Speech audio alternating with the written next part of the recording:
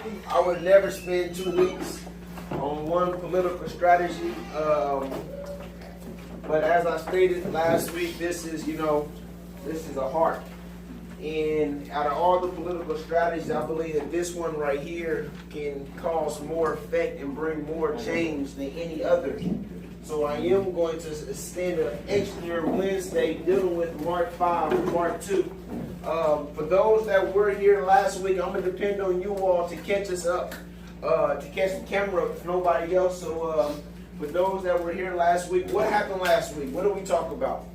We talked about Mark 5. We talked about calling the demon out by name. Give me something. I see your hand. I see it jumping up there. Go ahead and talk. Well, it's pretty much not giving the devil, too much props. Pretty much talk to, call your demons by names. That's basically what you're saying. Don't give the devil, the power of something he ain't really responsible for. Yeah. Right. Like you say, that devil, but it's really that demon. Call out that demon for whichever one it is. Yes. If you call that demon, you can't flee. If you call it devil, you just got this global thing of calling the exact demon or the name of the demon, then you're hitting right there. So the devil ain't got no chance of what you're talking about. You're talking about that individual, whatever it is. Right. Very good. So that point that they just made right there was stop giving the devil credit for everything. Many of times we get caught up in saying, the devil has got up on me, the devil that's in me. No, call that demon by name, because when we decode it by calling it the devil, all we do is allow that demon to live, and the devil gets credit for something he never did. If we don't call that demon, we don't address that situation, we don't address that problem, and all we blame is the devil. And so the devil is getting all this credit for stuff that he has nothing to do, while the demons are yet still living and passing on. That is a very good point. That's very good. That's very good. Who got some more for me? Give me a little bit more.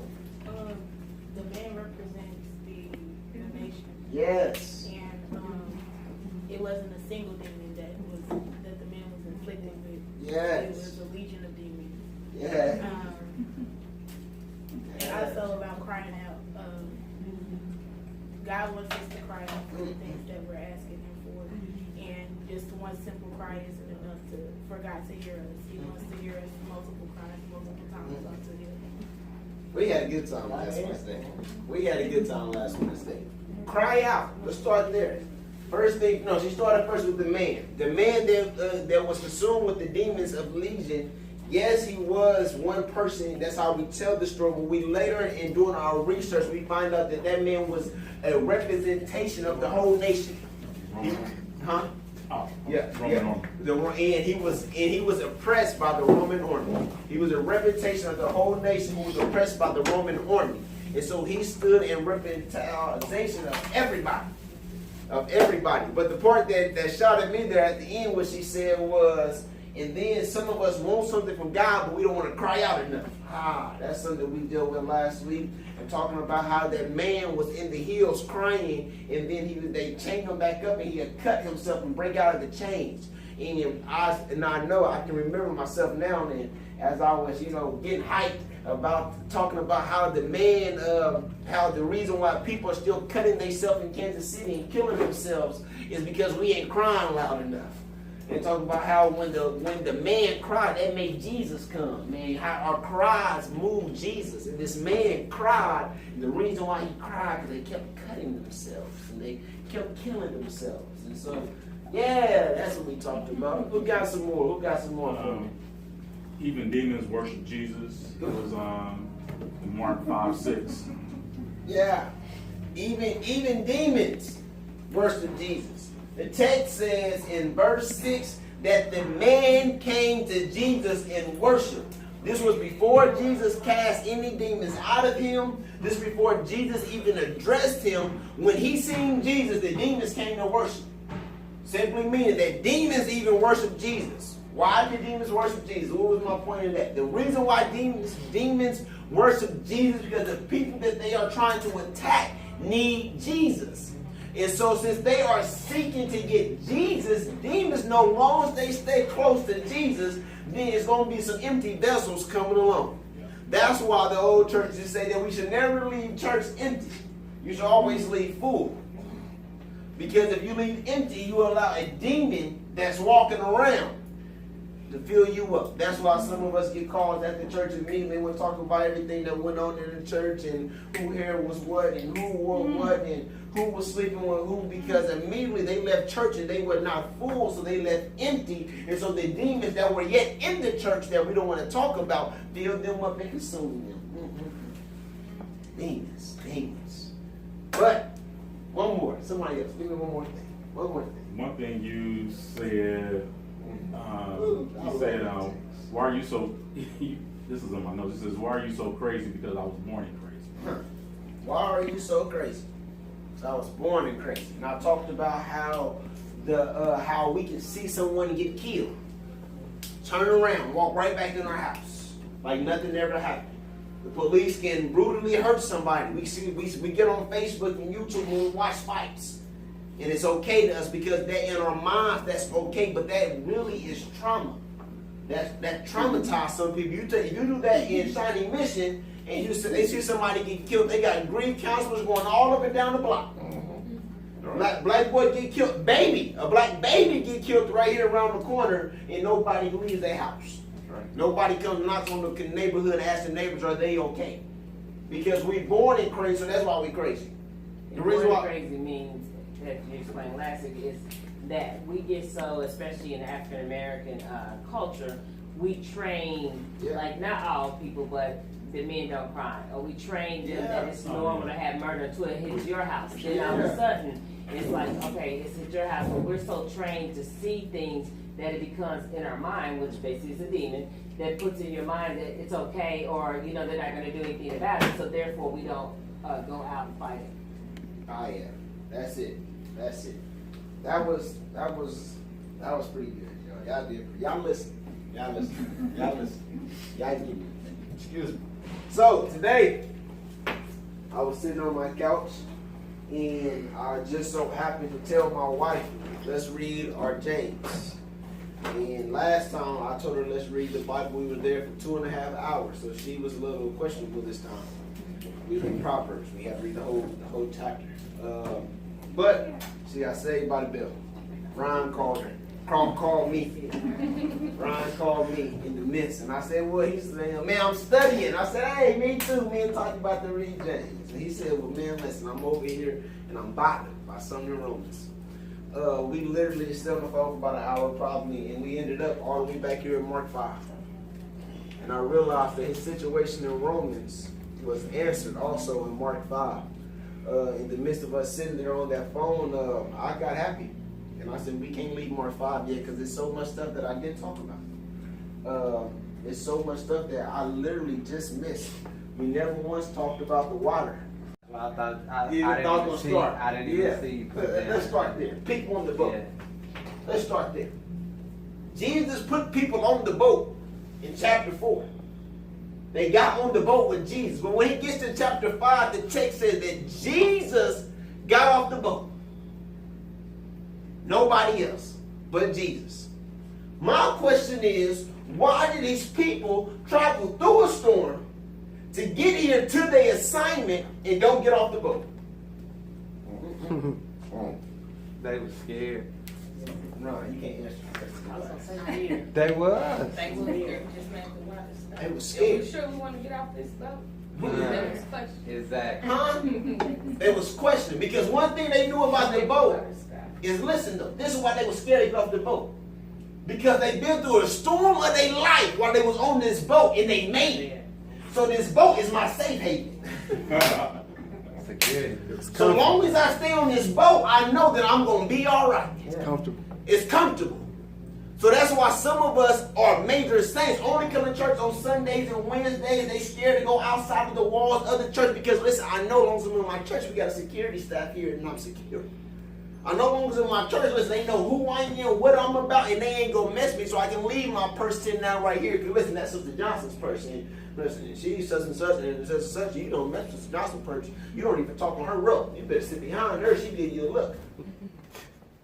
Security. But these people here in Mark 5, they don't get off the boat because, listen, they don't want to leave their security breach. Why don't they want to leave their security breach? Because when they get to the place where they were supposed to be, they get off and there's nothing but tombs around. So after you go through a storm that should have killed you, Jesus take you to a place where they was going to bury you. All right. I'm going to take you through a storm that's going to kill you. I'm going to save you, but then I'm going to let you see where I was going to lay you.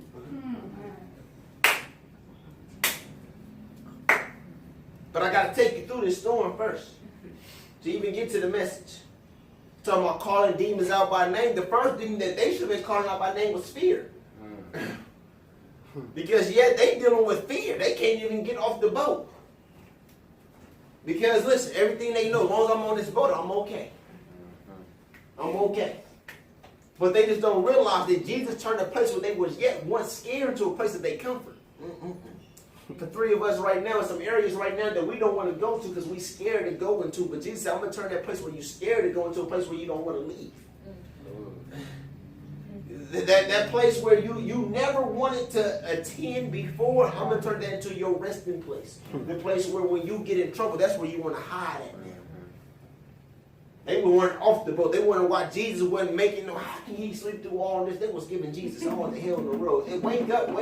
Man, don't you see this boat is rocking and shaking? How can you sleep through all this? The only time that my Bible ever said that Jesus ever rested, so I know that he probably was tired. But how about this? Jesus only can sleep when there's confusion, though. He can't sleep when everything's peaceful. Because that means you ain't trusting him, you ain't got no faith, you ain't got no worries, you ain't calling on him. So Jesus only sleeps in the midst of confusion. That's why every time you turn around, there's another bill. That's why every time you turn around, there's more hell, there's more confusion, there's more drama, there's more nonsense. Because he only sleeps in confusion. Because while you confused, he's yet in control. But when you feel like you in control, then he's yet confused because he knows he's the only reason why you in control. Right. So he said, listen, it's either going to be me confused or you confused. And God said, listen, I ain't going to be confused. So I sleep. I'm going to rest in your confused state of life. When you get confused, I'm going to rest. Why am I going to rest? Because I'm waiting on somebody to call my name. Now we're going to get to the shore. Each of those play a role in this story. How each of those have a part in this story. How each of those will spend this text a totally different way. I told you I spent a lot of time on this text. So, you know, in this type of stuff that I spend time in doing and breaking it down to get the full meaning of a text. So we're going to use Mark 5 as my example of teaching you all how to exegete a text and spend that dime in 1,000 ways. We're still going to use our call the demons by name because each of these is going to have a little something in to it that's going to dig it out. But we're going to start with the water. I don't know why I want to start there. That's the least most popular. But with the water. Jesus got on the boat, and when he got on that boat, he took a nap, I think. And then he took a nap. Wasn't he sleeping? He was asleep. He was asleep. That's the time he was asleep. And the winds start to push the boat, rock the boat, shake the boat. Dangerous. They couldn't see. The boat was leaning, rocking. They didn't know what the boat was going to do. But when Jesus got to the other side, and Jesus healed this man, and Jesus got put off the land, he had to get yet back up on those winds, on that water. He had to yet to get back to the other side. He had to cross the sea. So the question I want to ask first and foremost is, how did the water feel? Knowing that Jesus just came over and stopped them from doing what they've been doing their whole life. Now, I know it's a little difficult for y'all to give water an identity, but to God, God made all things, and so God cares about all things. So how does the water feel? That now they just put Jesus through a storm, and he told them to calm down, but now Jesus got to go back to the other side. The water. I'm just talking about the water y'all can see. That was hidden inside of the boat. That has always did what it wanted to do, that always rode the way you wanted to roll, whatever the way the winds blew them, it always went. But now Jesus is coming to tell them that they can't do the way they always used to do. So this text shows us in Mark 5 that, listen, when demons start controlling, the reason why Jesus can control demons, because first Jesus controlled the water. He showed us before he even got to the demons, he said, listen, I have control over the water.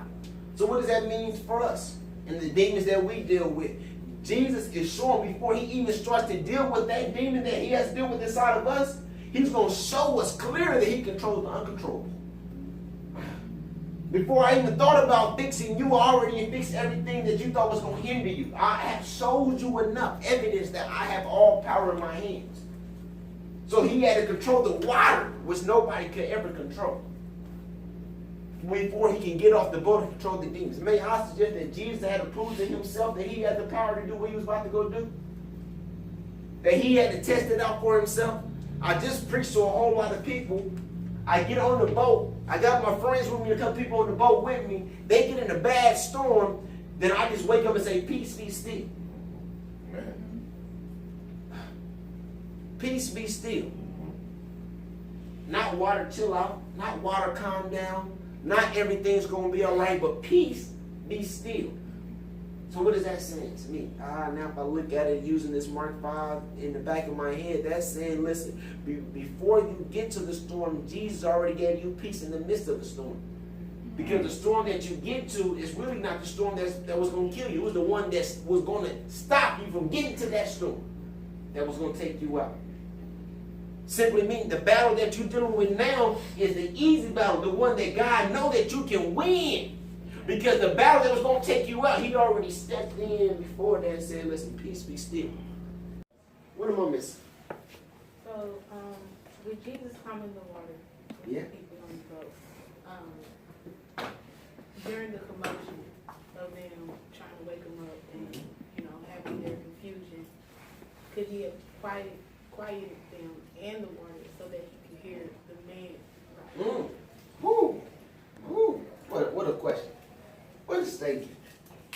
What a statement. Oh, man. What a statement. Could God have quieted the waters in the wind, in the whining of the people so he can hear the cries of the man in the mountain?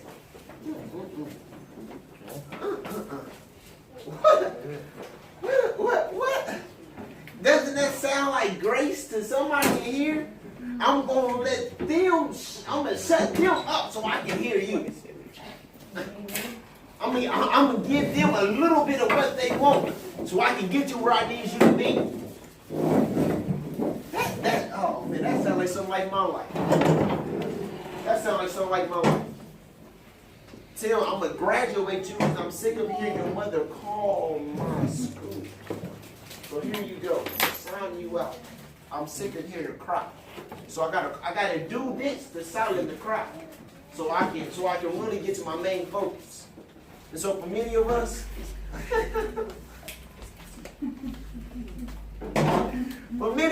that is why God woke us up this morning. Because he didn't want to hear your mama crying because he had some real work to do. Woo! You didn't deserve it. You know you didn't deserve it. But God said, I can't tolerate your mother crying and your family crying, so I'm going to let you live because I got bigger work to do. All right. Jesus hushed the cries of our parents. Yeah. So he can do some real work. He said, listen, I don't have time for them to bother me right now in this season, so I'm going to let your foolishness continue and let you live in your sin. So I don't want to hear your mama cry. It's all right. Your baby said that for you one day. You deserve that. What? What she said? She asked the question. We back in Mark 5. And the question she asked was this.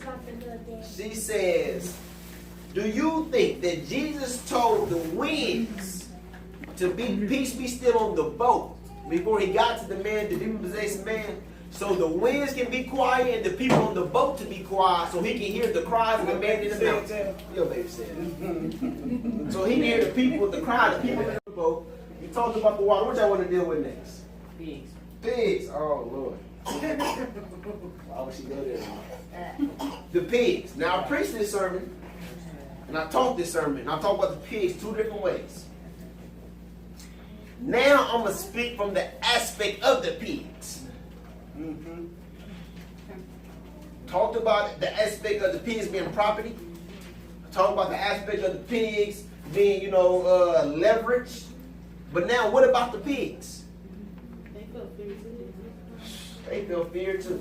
They were smart enough to drown themselves. They They didn't want to be inhabited, like you said, with those spirits. didn't want to deal with it. They didn't want it. I'm listening. Is that why pork is an abomination? Oh man. Yeah. Oh man. Thank you very What'd she much. say? Thank you. And that's why pork is an abomination to God. Pigs do what? Pigs eat everything. So they're unclean. So my God is so graceful. You listening to me? My God is so graceful. He said for all these years, people been telling you that pork is an unclean food. So he says, listen, the reason why pork is unclean is what Dr. Jenny just said, because y'all feed them anything. He says, so listen, so I'm going to feed the demons to the pork, to the pigs. But when I feed the demons anything, I'm going to get rid of them. So if you feed them anything, that's what you need to do. Get rid of them. The only reason why pigs are seen unclean is because we feed them unclean. Because we don't value them. So why the food is not healthy for us because we feed them anything. So Jesus is saying, listen, it's time for you to stop feeding the pigs anything. You need to put value on their life too. Stop feeding them the leftovers. They sick of the leftovers. Talk to me. So, in the Bible, you know, they reference sheep as Yes. God's people. Yes. Sheep. So I would think sheep were Jews, Mm-hmm. the chosen people of God. Mhm. Sheep. So would the pigs also represent those Philistines and those people who were not God's people? The difference in that is sheep, as in God's people, were sheep. It's sheep and God's people. They never made a reference to pigs. They never gave pigs, connect pigs to anything.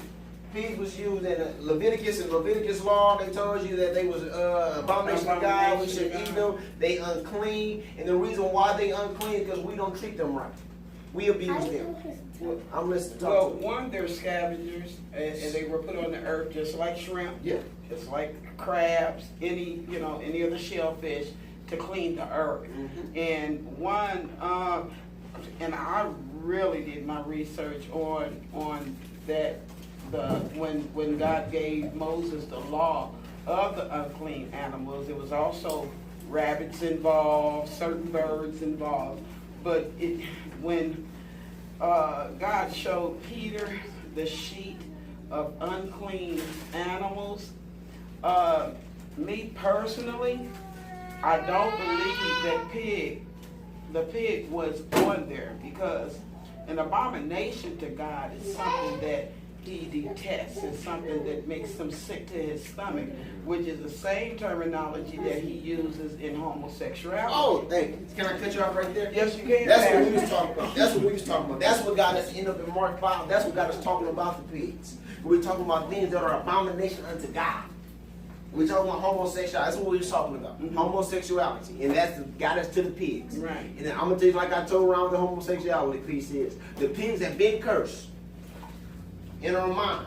So since they have been cursed, we have kept them cursed.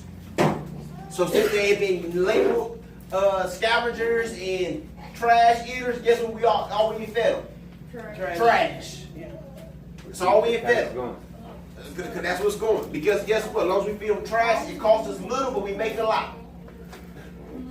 So I'm going to feed them McDonald's, African Americans, because it costs me little, but I can make a lot. I'm going to feed y'all all this fast food because it costs me a little, and I can make a lot. Because guess what? Y'all are me. Y'all pigs. Scavengers. Eat what's left for y'all. Eat what's left I over. just have to apologize. These are issues that I've brought up in other ministries, and I was like ostracized for it. In Leviticus, it tells us that, homosexuality is an abomination to God. The reason why it's an abomination to God is because Satan is homosexual. He's homosexual. So, in Leviticus, and in the New Testament, after Jesus Christ, died for the remissions of our sins and rose again, over in the book of Romans, it clearly states, Romans 1:24 through 27. I ain't read it 12 times today. No, so we all on one accord. Yeah, and so, and my thing, I'm going to stop you right there because I'm going to throw you for a loop This right is there. where I was. I'm going to throw you for a loop right there. This way, let's get us to Mark 5, okay? I'm going to throw you for a loop. Now, I put it on Facebook earlier, and I was going to leave it there. I said sex is the cheapest sin because it's free. It don't cost you nothing. It don't cost us nothing. Any man and woman can have sex for free. It does not cost them anything. They can do it right outside in this public place. It does not cost anything. You talk about monetary. Monetary. But the result, It's anything monetary, but the Bible clearly states that every sin is committed outside the body. But when we commit a sexual sin, it's committed inside of the body. Follow me. Yeah. Follow me. And so So- that's themselves to each other. as you- Yeah. Spirit. Follow me. So follow me. Y'all with me? They going to the same place. Spirit. Yeah. Oh, man, listen, Okay. y'all, I ain't It's gonna, good. This I'm real not gonna good. spend too much time here. I'm I just gonna apologize. hit It's it up. good. I mean, I'm big. I'm They trying all to want to use go it. somewhere, but I won't be able to stop short, so I'm gonna let you go ahead. I'm gonna pop it in Amen, run. amen. I'm gonna pop it in run. Woo! Here we go. Y'all ready? You're gonna win these moments right here. Okay? You ready for it? It's just like the whole wisdom piece. I walked into stuff. The first sin was what? I was there today. Disobedience. Disobedience. That's what you say. I say the first sin was Adam and Eve had sex. Cause they wasn't How married. so? But they had to disobey Let me explain. Let me explain. They were one. Let me explain. Let me explain sex. Now, after we spoke about the snake being a symbol of women's sex, first thing first. So when Eve talked to the serpent, she was talking to her sexuality. That's facts. How bad your snake was or how bad your sex life was. And so when Eve ate off the tree, and then her and Adam realized they were naked, the only two places on your body right now, if I came in here with a swimming suit on, I will be considered covered. I will not be considered naked because my privates are covered, right? Talk to me. You with me, mama? Talk to me. If a woman that even in nude bars, if they have pastries over their nipples and their private cover, they are not considered to be naked. That's right. The text says. The text says after they ate off of the tree, then they noticed that they were naked. we know, hey. So that means that the only how that they realized that they were naked if they touched private areas. Y'all with me? Y'all with me? This is the Bible, y'all. This is the Bible. They touch private areas. And when you touch a private area, when, in my word, now this is my translation, y'all, I'm so sorry. This is my translation. In my understanding, when they had sexual intercourse, they realized that they were naked. And this was the first time that man did not depend on God to please them. For all this time, they walked around the garden and they had all that they wanted and they were happy. But for the first time, man stopped depending on what God had made. Romans 1:24 will say, before he talked about homosexuality, he would say, the reason that displeased God is they start loving the creator besides the creator. And so when the creature besides the creation besides the creator, that's what Romans 1:24-25 whatever will say. And the same thing happened in the garden. When Adam and Eve had they start loving the creation besides the creator. God said, no, that is a sin. Putting You are anything putting over above me. God, yeah. So the very first sin in the Bible is sex. Okay. And so the rest of the time that you read your Bible, y'all, guess what they're trying to do? Control sex.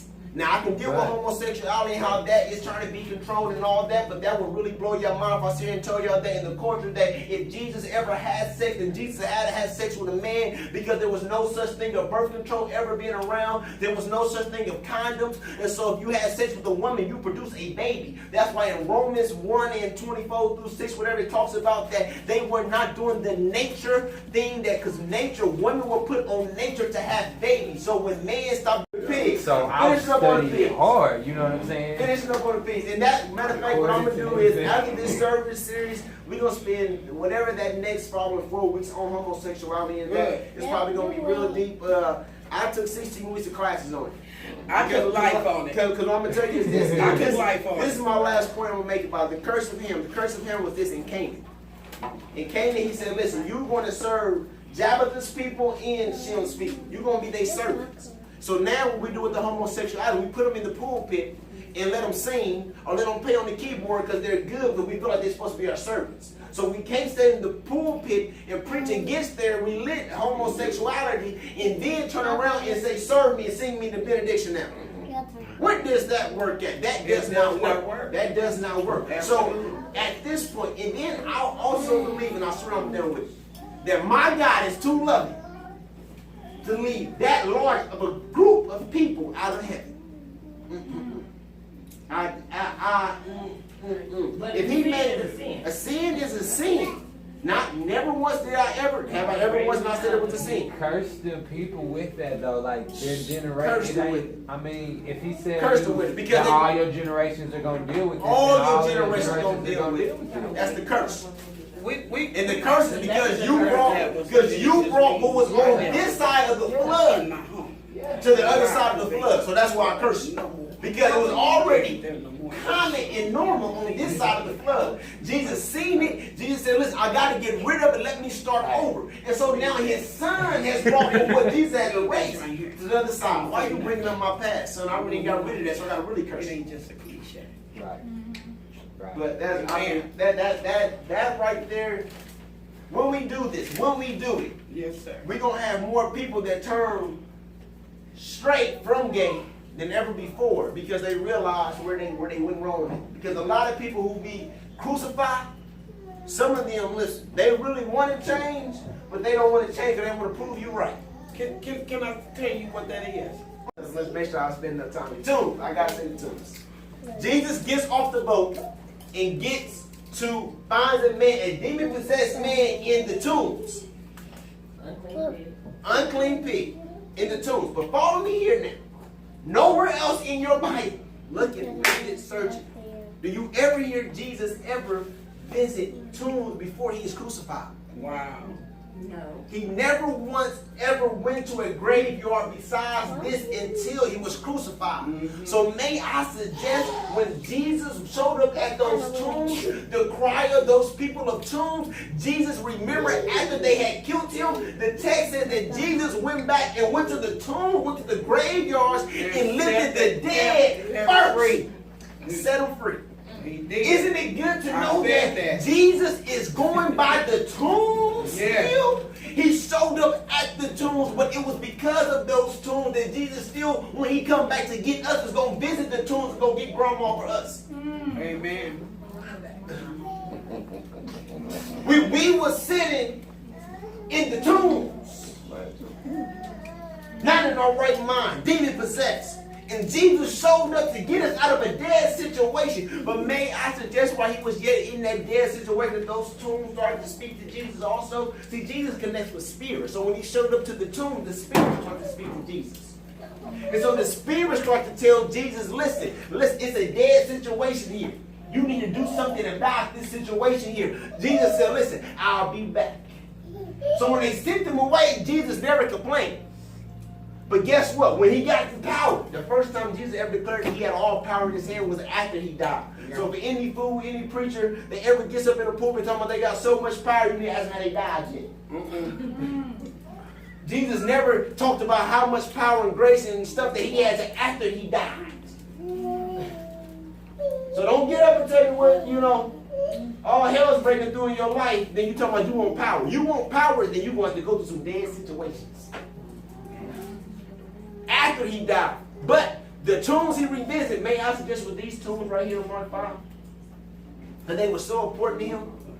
When he came back after he died, and they said he went down in the graveyard, the only graveyard that he ever remembered was these tombs right here. So what about these tombs that made him so special? Talk to me, yo. Talk to me. They were, and this is so, okay.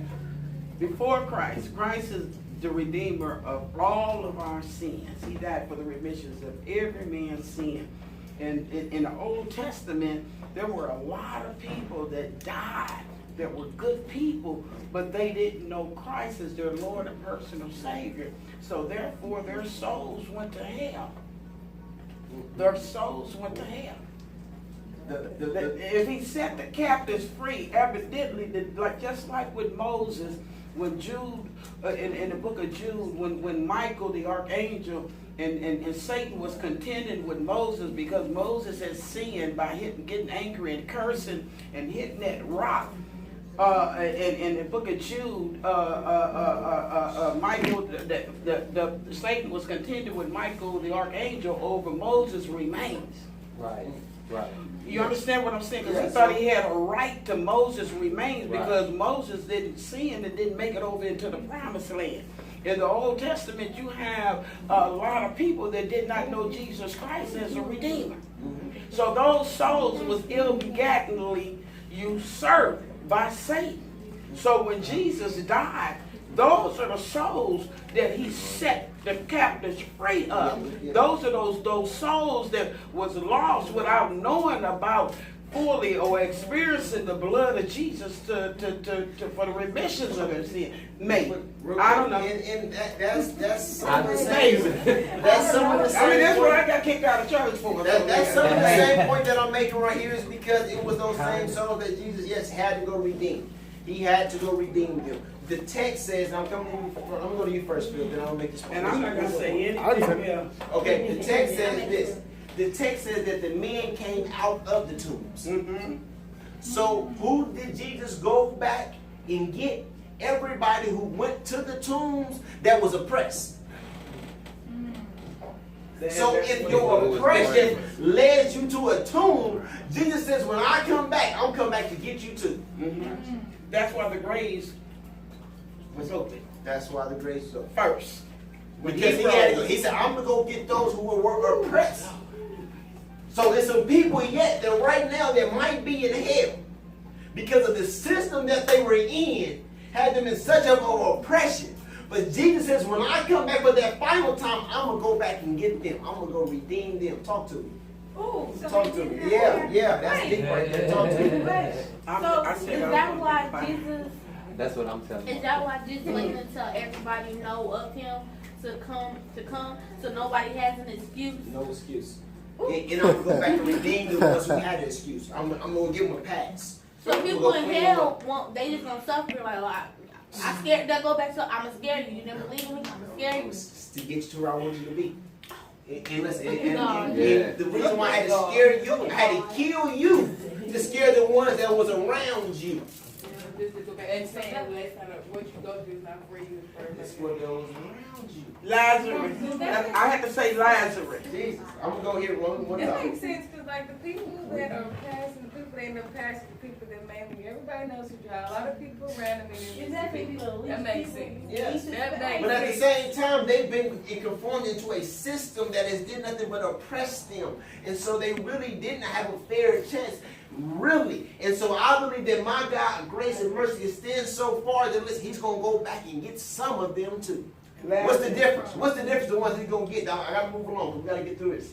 They perish without a lack of the knowledge. ones who believe in their heart and confess with their mouth that you are saved. He said, I'm going to come back and get you. Because you had the thought of me and you believed in me and you also confessed to me that I was your Lord and Savior Jesus Christ. So I owe you so much that I'm going to come back and get you. See, ain't he sweet? How did the people at the land feel? They were mad.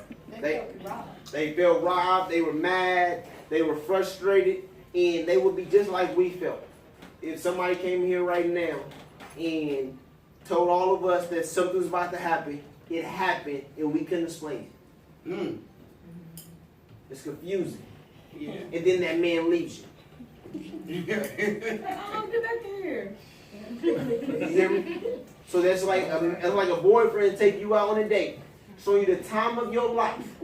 Don't try to kiss you. Don't try to touch you, treat you like a woman, open your door, pay for your bill, brought you flowers on the way in, on the way out, sent you home with chocolates, make sure that you was in, did everything was supposed to do, then didn't call you no more. I've been the corner rocking and crying. How you gonna give me all I want and then take it away? You gonna give me all I want, then take it away? Now y'all thinking like that. I'm thinking like this. Jesus, you had let us be in our sin this whole time. and let us prosper in our sin, in our situation, in our suffering. To the point now we've been doing this so long the wrong way, to do what right seems wrong. All right, come on. I hear you. And now you come over here to try to take it away. Right. You've been protecting me doing this the wrong way all this time, and now 2016 you're gonna tell me I gotta stop doing this. Come Now on. you're gonna take it away. Wow. And that's the tough part for a lot of us, that God has kept us in the midst of our mess for so long that we have thought our mess was okay. But he said, listen, I gotta come take it away. Work it. And eventually he's gonna come take the mess away from all of us. Yeah. And it's gonna be uncomfortable. Amen. I'm done with this. Amen. I can hear him being Trayvon Martin right now. Why me? Why did you have to choose me? And that's a lot of our problems right now. God, why me? When we get in the situation when we get in, we always want to figure out, God, why me? Why did you pick me? Why did you choose me? Why did you have to have me do it? Why couldn't you pick nobody else? Why did it have to be my children? Why did I have to go do this tech? Why me? The biggest case of why me right here. The biggest case of why me is this man. But the question is this: why not you? Jesus said a few words, and you have to remember this while you are dealing with your storm. The reason why it's you, because Jesus wants to talk to you. Amen. But your demons keep answering. Get out of here. Right. That's real talk. Yes, it is. Demon, Jesus wants to talk to you. Come on He now. went to the man and said, what is thy name? And your demons keep answering. So every time you get in your situation next time and you want to know why you, because your demons keep answering when he calling your name. Why me? Why me? Why am I dealing with this sickness? Why am I dealing with this pain? Why are my kids dealing with this issue? Why this got to be on my block? Why is traffic messed up the day that I'm supposed to be on time and I couldn't be late no more? Because I've been calling your name, but your demons keep answering.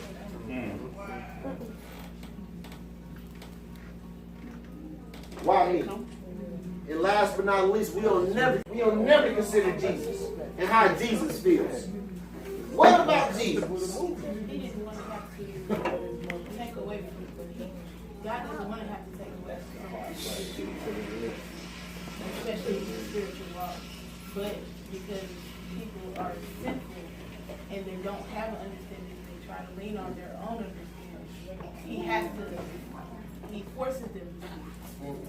I can take this away from you. I can make you last if I want to make you last, to show you what you need to see. Verse 17 says this, y'all. Verse 17 says, and they began to pray him to depart out of their coast. They was begging him to leave. How do you think Jesus feels? Y'all prayed for me to come. And now you Now you praying for me to leave. Come on now. How do you think Jesus feels? He said he was too I came faithful. over here to help you. And when I help you, I freed you. you blame And because him. freeing you, saying that you had to work now you want me to leave. Go to my. How does Jesus feel? Betrayed. Amen. Good word. Let me tell you how Jesus feels. Now this is how it's our conversation. Now I would have went to the tombs. I should have went to Jesus when I went to the tombs. Jesus feels just like this. Don't worry, I'll see you again. Oh, amen. I told you, he ain't never been through other tombs besides these. So, I never leave you or forsake you. So guess what? I'll see you again real soon. This is a good place to lift up your hands and worship. Magnify the God of your salvation right now. Hallelujah. What's going on, world? You know what I'm saying? I want to thank you all for tuning in. Hope that you enjoyed yourself. Hope you learned something from the lesson tonight. Mark 5, you know, is amazing text. We did amazing things with it.